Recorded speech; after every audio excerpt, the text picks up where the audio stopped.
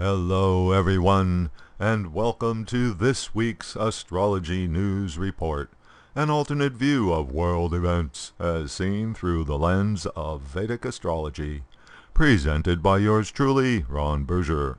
Today is September 10th, 2017. In this segment, we'll take a look at the week that was and see how the planets' patterns in the zodiac matched up with the past week's events. But before we begin, an important announcement. The Astrology News Report needs some financial help to keep going. Even $10 helps, but you can donate any amount. Just click or tap on the link at the end of the video. Thanks. And now on with the report.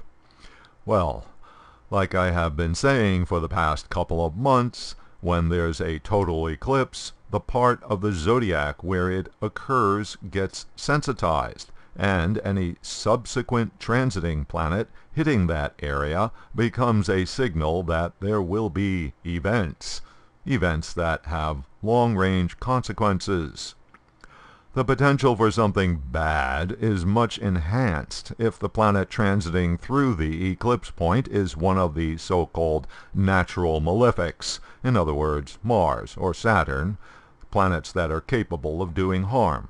In this case, the activating planet is Mars, further augmented by retrograde Mercury.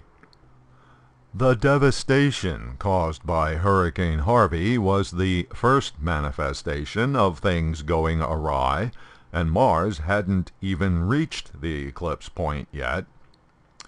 Next, major fires broke out in California, Montana, and Oregon. Mexico's biggest earthquake in 100 years hit that country's southern Pacific coast. And just this weekend, after churning through the Caribbean islands, the massive Hurricane Irma hit Florida, causing widespread destruction and flooding, yet another emergency situation.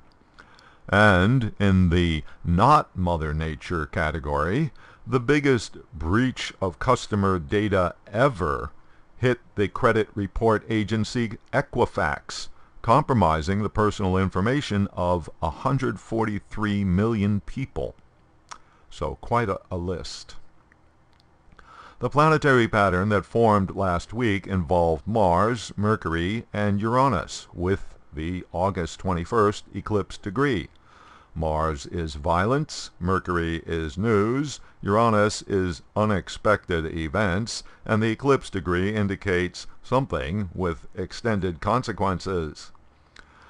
Last week, when all of these factors were lining up, North Korea tested a hydrogen bomb. This was unexpected.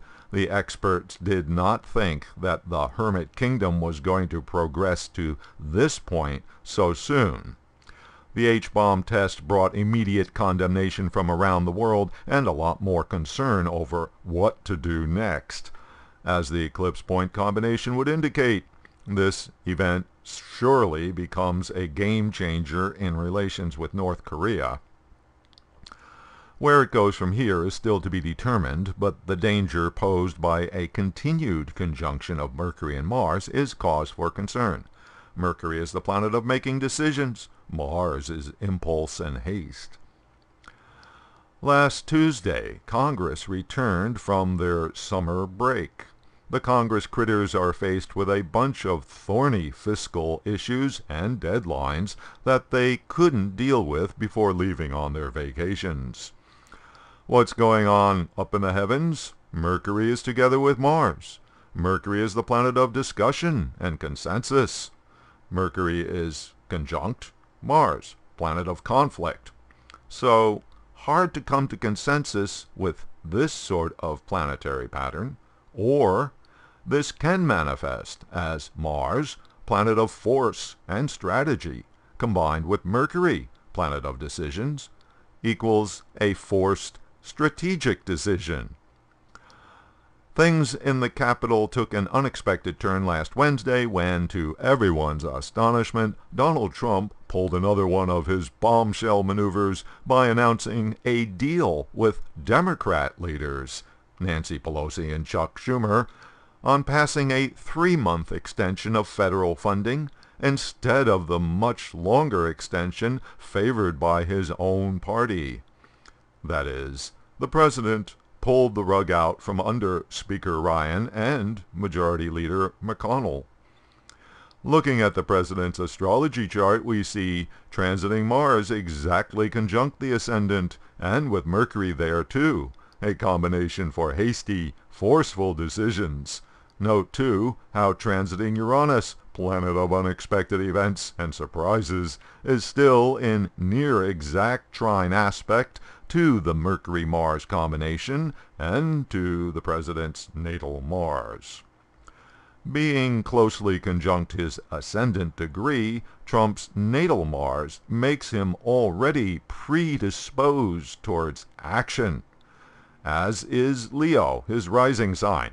Remember, Leo is a cat, and the cat uses the strategy of surprising action. Also, Leo loves praise. Trump is now gloating over the positive press coverage he's getting from his bipartisan move. So, with all this going on, one would expect that Mr. Trump would pull a fast one. I guess we can all breathe a sigh of relief that it wasn't something like throwing a missile at North Korea. Another item from last week with long-term consequences was the president deciding to suspend the DACA Act, which he had promised to repeal as part of his argument for stopping illegal immigrants from taking jobs away from U.S. citizens. Problem is, DACA is a clearly humanitarian effort, which becomes a political football that makes its repeal favorable to some and totally toxic to others. So, the president's solution was to punt the toxic political football to Congress. He signed the repeal, but with a 6-month delay, ostensibly to give Congress an opportunity to come up with some legislation, something they haven't been able to do since this became a topic during the Bush years. And the chart of the USA last Tuesday had the Mercury-Mars conjunction opposed by the Moon in the 9th house of the USA natal chart and opposite the natal USA Moon. The Moon-Mars opposition stirs up the emotions and causes anger. Okay, that's all the time I have for this week, and now my little pitch for your support.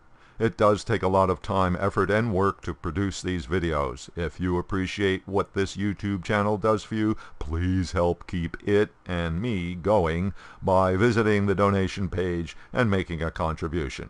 Just click on or touch the donation card that you see here. Thanks, and until next week.